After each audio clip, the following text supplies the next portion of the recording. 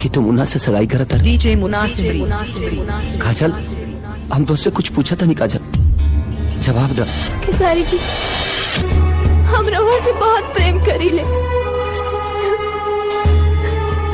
बाकी मुन्ना के भगवान से भी पढ़ के पूजी ले।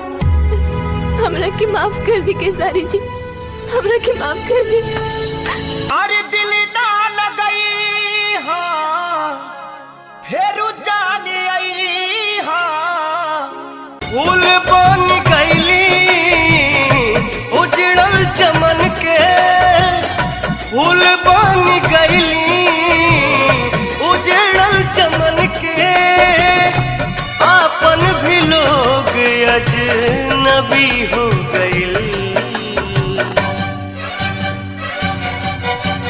कैसन जिंदगी हो गईल, मौत से दोस्ती हो गईल। घर जला है मेरा, क्या बिगड़ा तेरा, तुझे तो नया यार मिल गया हो। मुबारक तुझे जला कर मुझे, तुझे तो तेरा